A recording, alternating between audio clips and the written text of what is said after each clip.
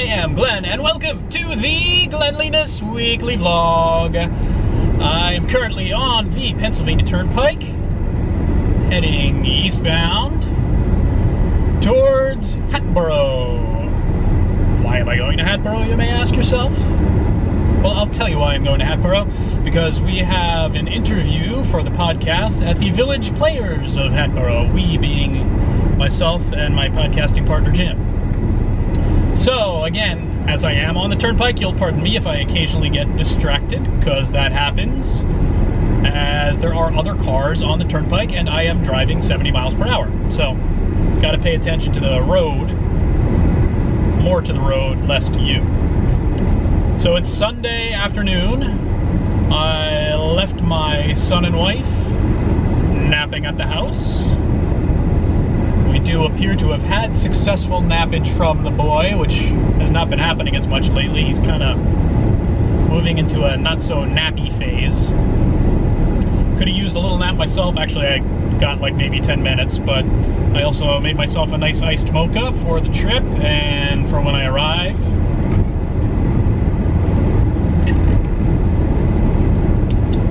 Not bad. That'll be a little bit of caffeine to keep me going for all of this. We're hoping to get a couple of episodes recorded today. We had the Barley Sheaf one a few weeks ago, and that garnered us 3 episodes, like basically a 2-part interview, and then we had a bunch of clips that we put together for a third, slightly shorter episode.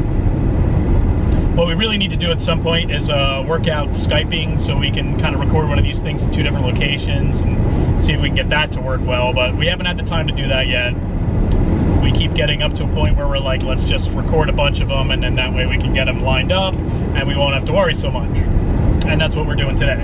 The Barley Sheaf stuff doesn't even start until tomorrow, so we've got 3 weeks of that, and hopefully at least 2 more weeks of this, so that we will have 5 weeks from now before we run out of any material. And beyond that, all sorts of stuff going on with the house. I've got some estimates in the making for gutter cleaning, which desperately needs to be done, power washing, which sort of needs to be done, and some painting outside. So we have this front porch that has a wood trim that's all around it. It's like 1x8, 1x10, something like that. Pieces of wood trim that's all around it, and they've been stained. I've stained them a couple times. But what's happened, and this started before we even moved in, is that carpenter bees have moved in there, and then we occasionally get woodpeckers and stuff, so this thing was just Swiss cheesed with holes. I have noticed that the neighbors have started painting theirs, which makes me assume that this is acceptable, as we also have a paint color that's done on the front doors. So that paint color seems to match the trim color. So I'm thinking I can paint it, but I had to do something to patch these holes or replace the wood. So over the last few days, I got like a giant bucket of wood filler, and I've been going through and patching all of these holes. I mean, some of them are like, I don't know, 3-4 inches long by like 1/2 inch to 1 inch. And like I said, it's like Swiss cheese. So right now, the wood filler on it I think is pretty much done. I did a little bit of sanding today. It's not perfect, but it's like 1,000 times better than it was. So I'm not too worried. Once we get some paint on there, the HOA will be happy and I'll be happy, and it'll all look decent, which is the goal, really. Beyond that, my wife got a little bee in her bonnet, not the same as the carpenter bees, about radon, which is something that's good, and they say you're supposed to measure that like every 2 years. And the more I'm reading about it, the more scared I am about this, because it's like the leading cause of lung cancer other than smoking, and it's high in like almost every, I don't know. So we got an actually fancy radon detector that will go through and measure it over time. It's a battery operated thing. It's got an app on my phone, and I'm looking at it now, and right now we're out of the warning zone, but it's like a cumulative thing, and I'm starting to get a little worried about it because it's getting up there. So it's really kind of 48 hours before you know anything for sure, and I guess we'll just see where it goes. The EPA in the US recommends a level of 4.0 or below The WHO recommends 2.7 or below. But everything you read says the closer to 0 you are, the better off you are. Now, it's my understanding that just like outside air pretty much has like a 0.4. So if we can get it below 1, I'd be happy. But I guess the bottom line is we're already above 2 measuring this. So I have the sense that even if it remains below that 4.0, that we're going to want to get some sort of radon remediation system put in. And that's a couple $1,000s, which I'm not looking forward to spending that because we're still looking to move and we're looking to get a new house. But in the meantime, A, if it's high, we're going to have trouble selling the house and we'll have to get the remediation put in anyway. And B, I don't want us or my son sucking up all that radiation in the interim. So we're looking at a possible expenditure of $1,000 to $2,000 to get that remediation system put in, not to mention the cost of the gutter cleaning and the power washing and the painting. And once we're ready to sell, we're going to need some interior painting, possibly some carpet replaced, so who knows what will be left to afford anything. Meantime, we have been looking at a new house in a neighborhood that's going in near us, and it's attractive, but it's expensive, so I don't know. Feels like that's going to end up going nowhere, but I still have my fingers crossed that maybe somehow we'll figure out how to get it to work out. But we'll see. Beyond that, right now, concentrating on getting this interview done and getting a few good podcast episodes in the bag, in the can, as they say. Somebody says that, right? And I don't know. I'll talk to you some more later. Ciao for now.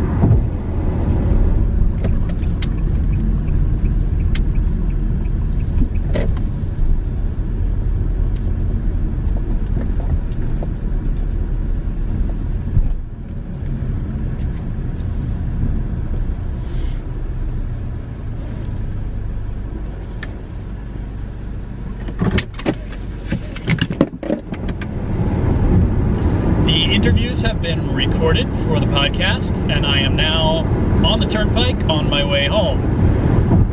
The good news is the interviews came out really good. We got 3 episodes out of it. First 2 just kind of discussing the theater and its season and that kind of stuff.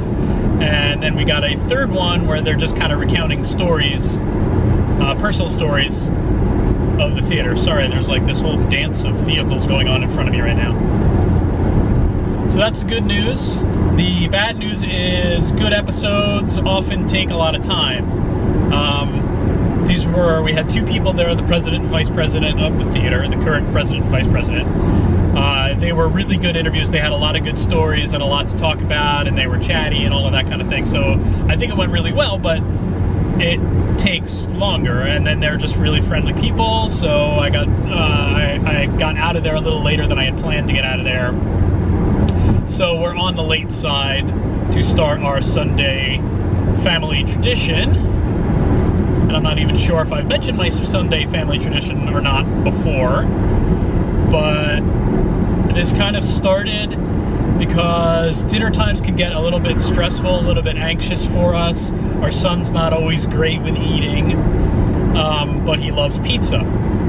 And we just kind of came up with getting a pizza and watching a movie with him on Sunday nights. So that has become our family tradition, our Sunday night family tradition. So my wife has ordered the pizza, and that should be there by the time I arrived. And I told them to, sorry, just shifting here. I told them to try and pick out a movie if they could. So I'm not gonna chastise them or whatever about the movie. I'm sorry if I'm getting a little distracted here, but as I've said before, my primary concern is making sure that I am driving safely in traffic and not crashing into other vehicles or having other vehicles crash into me or drive off the road or anything like that. And when I am on a super highway, that requires a little more concentration. But anyway, good stuff, and I don't know, why don't you come on inside and I'll show you the setup for our Sunday night tradition. Come on, let's go. Bambi? Is that Bambi?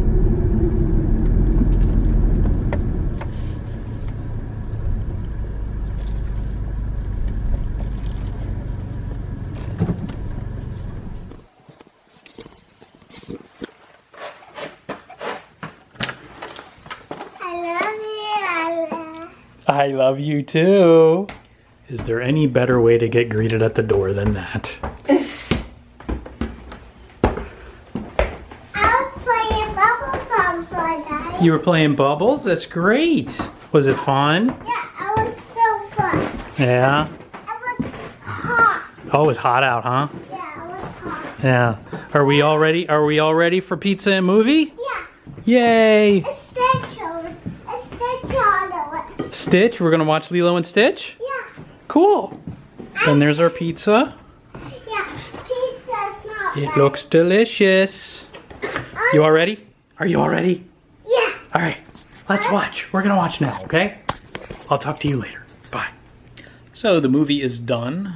We watched Lilo and Stitch, which my wife and I had seen. My son had not. He seemed to enjoy it very much. He was kind of mesmerized by the movie the whole time. He barely even finished one slice of pizza, although apparently he did snack shortly before dinner, so who knows.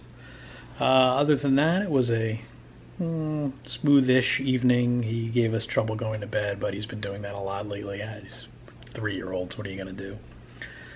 So after he went to bed, my wife and I watched the third episode of Stranger Things. I realize we're like a year or so behind, but we haven't had Netflix. I gifted my wife a subscription to Netflix for Christmas, which we're just activating now because we've just caught up on other TV. So Stranger Things is one of the things. Yeah, I am not speaking at all properly. I'm terribly, terribly sorry about that. I'm getting a little tired. It's getting a little late. Stranger Things was one of the things which she particularly wanted to watch on Netflix. And Lilo and Stitch conveniently was on there as well. So we're, getting more for our money that way, which is nice.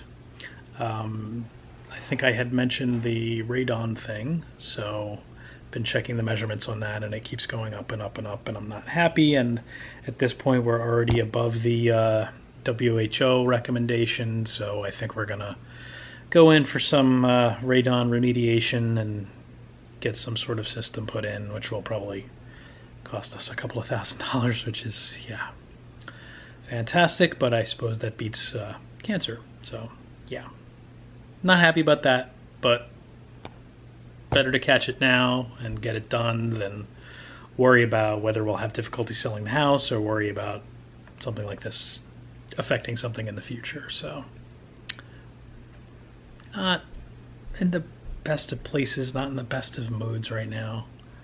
I feel like kind of overwhelmed by everything that's got to get done, and it's kind of tough. Things aren't bad, but it's like I have to keep reminding myself of that somehow.